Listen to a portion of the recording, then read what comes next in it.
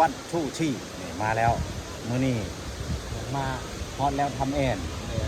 พาไอเคเดนนี่มาตากอากาศลม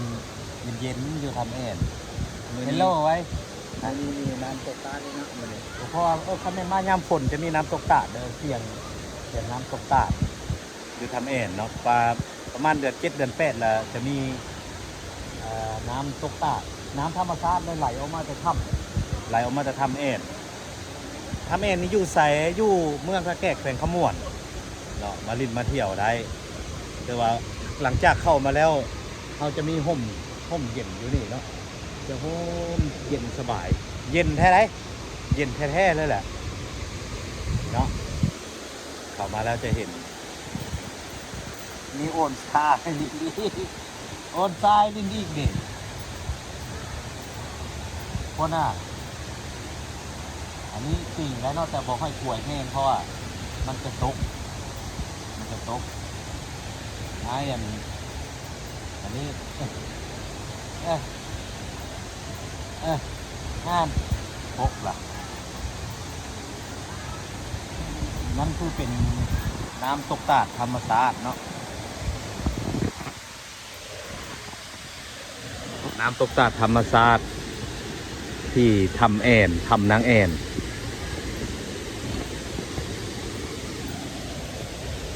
เดี๋ยวกล้องดิโอ้ยคนบ่ล่อนี่นะคนบ่ล่อเลยนี่ ไปดี นี่ ฮัลโหล โอ้ยมักและกองเนี่ยเดิน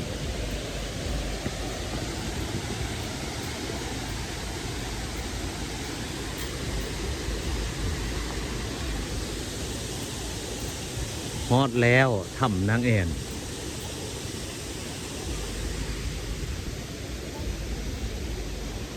สถานที่ท่องเที่ยวของเฮาเนาะไผมาลินมาเที่ยวก็ถือว่าได้รับความนิยมชมชอบว่าถ้ำแอนนี่เป็นถ้ำธรรมชาติที่เย็นส่วนหลายจะมีแต่ต้นไม้ใหญ่ปกคลุมเนาะเข้ามาแล้วเพื่อนจะมีกาแฟมีร้านอาหารตำบักหุ่งมีห้องน้ำสะอาดร้านอาหารเนาะเพื่อนคอยบริการกับนักท่องเที่ยวบ่อนจอดรถกับกวงขวางสบาย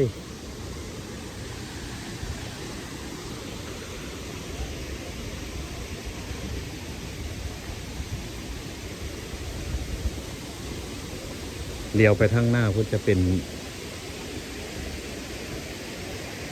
ขัวอู้อันนี้ก็เป็นโซนหนึ่งที่ห้านอาหารเนาะ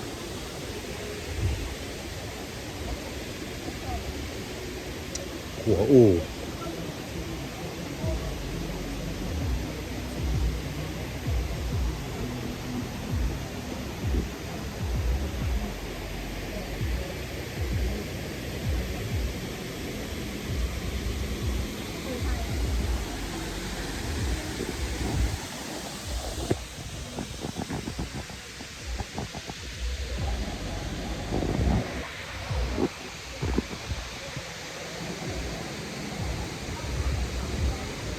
นี่เป็นขัวอู้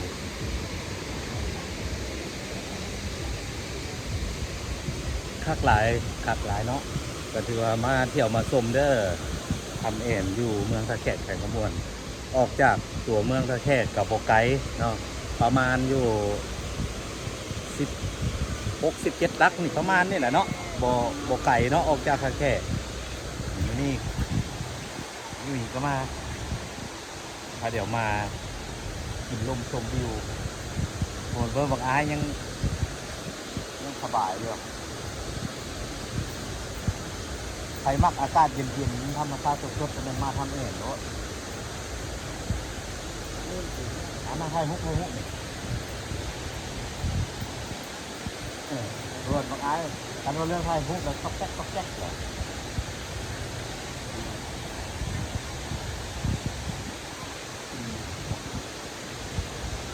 โอ้บึงมันสาวกันว่าเรื่องให้ฮุกบักไหนมักเลยตาครึ่งไปเลยคนเขาดูนะถ่ายโอ้โหพูดเอออ่านเลี้ยวเบิ่งอีกได้ค่ะ เดี๋ยวเวลาเขาย้ายของ เป็นจริงแล้วเป็นล็อก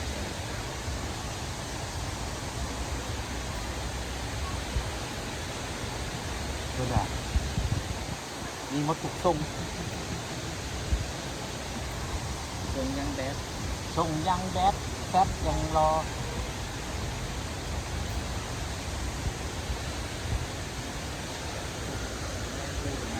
เพลงตะกี้เพลงส่งยังแบดยังรอดังนะเนาะเดี๋ยวนี้ก็มีสายเนาะนี่มันเว้าน้ำโตเขานะแง่มันว่ะอันนี้เอาดิ มันมีซิปมันคือมัน เอาตุ้มเอามันเลย รู้เมา มาตุ้มบอกแล้วมาจัดแล้วเรื่องนี้ แล้วก็คิดว่าสิไปภาคหลังเนาะ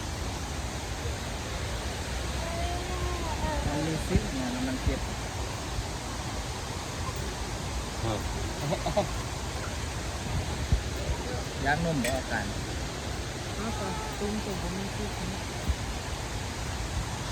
มันฟังกับตุ้มอยู่กับตุ้มมันเลยโอ้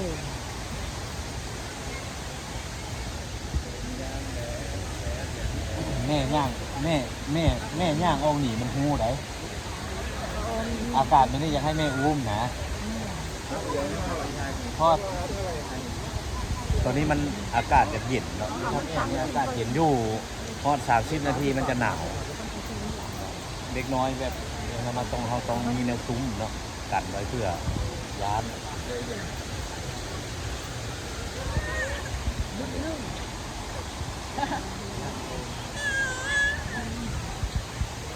ยางโอนกันมา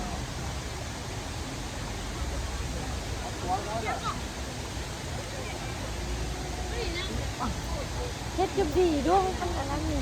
เดาย่าแล้วมันจะเฮ็ดแรปหน้าได้หรือวะ โอ้ยเว่าง่ายๆมันบ่อยากให้เฮ็ดอ่ะมันบ่มักอันนี้กันว่าแล้วมันบ่มักก็อยู่เฮ็ดบ่ได้ ต้องชอบไปตู้โต๊ะ ไม่ได้ให้รู้ บ่จะเฮ็ดมันให้มันจะให้แม่มันอุ้ม เบิ้งมันเนี่ยมัน นี่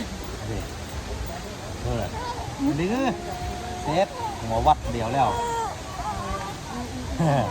กี่เดือนน่ะ 2 เดือนกว่า เอามาเที่ยวแล้ว 2 เดือนกว่าอ่า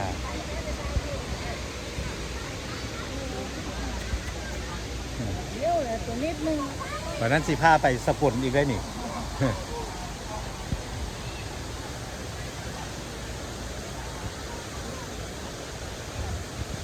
เอาดิถ่ายเอาเลย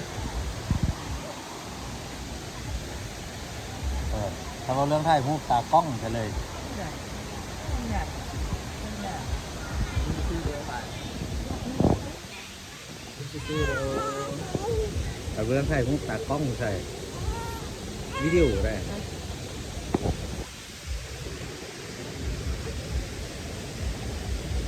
ดีกันสองครับ โอ้มันก็ครึ่งให้ถ่าย เดี๋ยวไทยเลยแล้วมันก็หายเลยใช่แล้วมันก็หายเลย ดึงมีโกง ฮะมันเป็น ดึงมันในกองมันจะสั่น เออ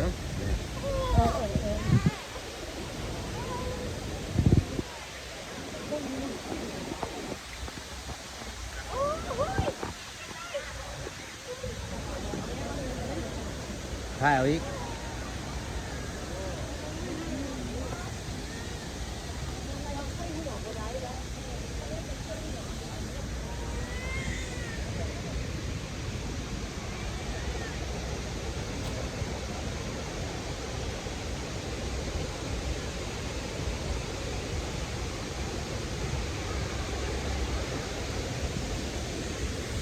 นักท่องเที่ยวมา